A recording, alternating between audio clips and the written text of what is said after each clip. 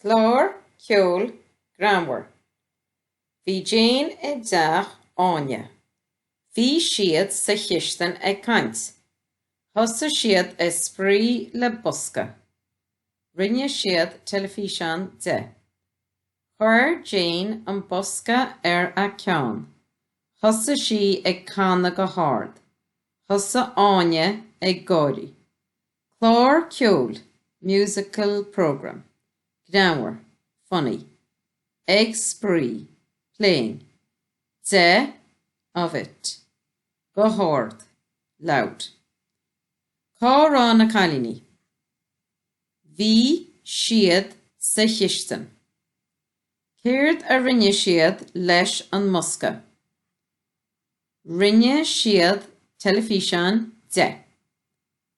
Cá chuir Jane an bosca. Chuir Jane an bosca ar a ceann.